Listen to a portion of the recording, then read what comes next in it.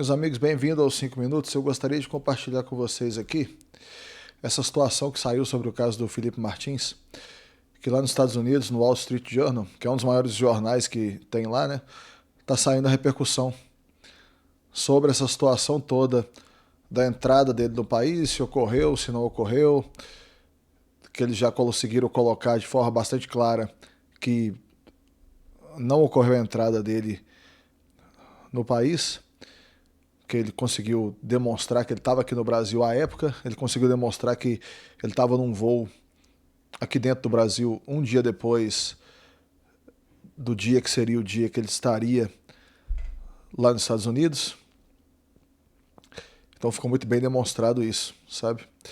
Então, Coluna Exterior denuncia suposta manipulação de registros mantendo Felipe Martins preso no Brasil. Porque qual a questão principal?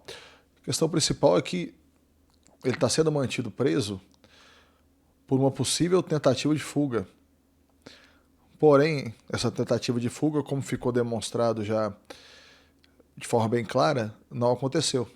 Então ele não teve a tentativa de fuga, né? Olha só, a suposta viagem foi usada para classificar Martins como alguém com risco de fuga e justificar a detenção. O artigo publicado no Wall Street Journal aponta que um documento oficial registrando a entrada do ex-assessor nos Estados Unidos no dia 30 de dezembro de 2022, o formulário I-94 foi removido do site da CBP.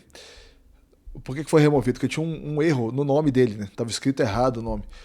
Ao invés de ser escrito com I, estava escrito com E. Registrando a entrada do assessor. No entanto,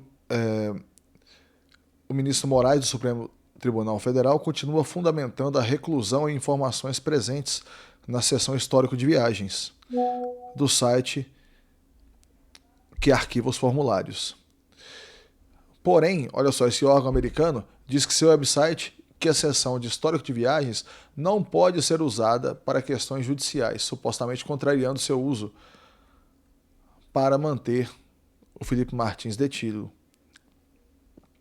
O artigo destaca que o departamento americano não conseguiu explicar como ou por que o registro falso foi criado.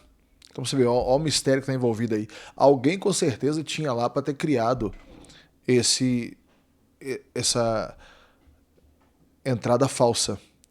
Também é mencionado que a prisão de Martins está ligada a uma investigação sobre uma suposta conspiração, que é a conspiração aí do suposto golpe. Olha só, Ana Bárbara Schaffert, especialista em imigração na Flórida e uma das advogadas de Martins, afirmou que escreveu a CBP em Orlando em abril para corrigir o histórico de viagens. A CBP confirmou que não havia registro de entrada de Martins em Orlando em dezembro de 22. E que o último registro da entrada nos Estados Unidos foi em setembro de 2022, porém em Nova York. A matéria revela que quando a advogada telefonou para Orlando para pedir a correção do registro, a alfândega da Flórida, ao invés de remover o registro documentalmente errado, corrigiu o nome de Martins e o número de seu passaporte, sem remover o registro. Após enviar a documentação à alfândega, ela disse que a coluna do Wall Street Journal, que um supervisor disse que ela não poderia fazer nada. Schaffert contatou o governo dos Estados Unidos e o pedido foi encerrado em 5 de junho, com uma correção e a remoção da entrada falsa, ou seja, agora a entrada falsa já foi até removida. No entanto, o registro persiste na seção histórico de viagens. Então vocês veem que é uma situação que está envolvendo uma entrada falsa da pessoa, ou seja, a pessoa não estava lá, e essa pessoa está presa aqui no Brasil desde 2024, sendo que nem lá nos Estados Unidos ela foi. Como que isso aí poderia configurar uma tentativa de fuga? Tanto não foi tentativa de fuga que ele estava disponível para ser preso aqui no Brasil.